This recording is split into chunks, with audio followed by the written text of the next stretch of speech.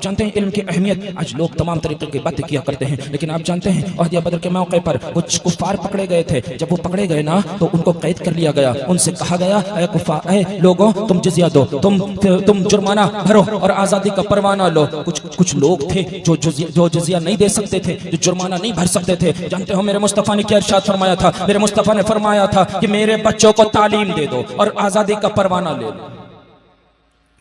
मेरे बच्चों को पढ़ा दो, आजादी का परवाना ले लो। ये इल्म की किस तरीके से मेरे आका मुस्तफ़ा जान रहमत ने अपने बच्चों को पढ़वाया था, मुसलमान बच्चों को इल्म दिलाया था। लेकिन अफसोस की बात है कि मेरा नबी इल्म के ताल्लुक से इतना इरशाद फरमाए, लेकिन आज हमारी कौम इल्म से कोरी रहे, आज हमारी कौम इल्म से दूर भागे, आज हमारी कौम इल्म से खाली रहे।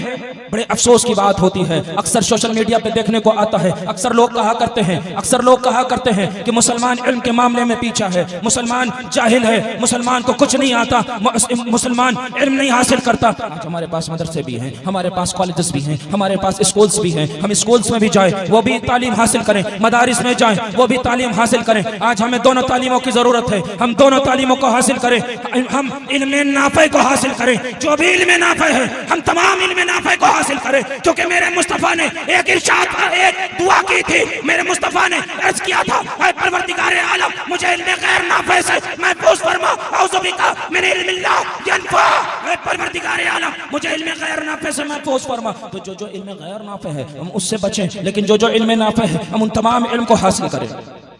हमें चाहिए कि जो इल्म नाफ़े है हम उसको हासिल करें। मिसाल के तौर पर ये मोबाइल है, मोबाइल में अगर कुरान पढ़ा जाए, तफसीर पढ़ी जाए, हदीस पढ़ी जाए, नात सुनी जाए, मुस्तफ़ा की बात सुनी जाए, उलमा की तकरीर सुनी जाए, तो ये हमारे लिए नफ़े वाला है। और अगर इसी में इसके बरअक्स शरीयत के खिलाफ कोई काम किया जाए तो ये हमारे लिए गैर नाफ़े है, ये हमारे लिए गैर नाफ़े है। तो हमें चाहिए, मैं ये नहीं कहता कि आप डॉक्टर ना बनो, मैं ये कहता हूँ कि आप अपनी और बच्चे को पहले कुरान पढ़ाओ, फिर डॉक्टर भी बनाओ, इंजीनियर भी बनाओ, उसे जज भी बनाओ, उसे वकील भी बनाओ, लेकिन अपने बच्चे को सबसे पहले कुरान पढ़ाओ।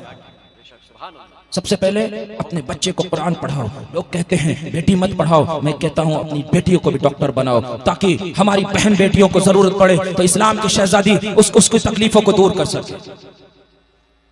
इस्लाम की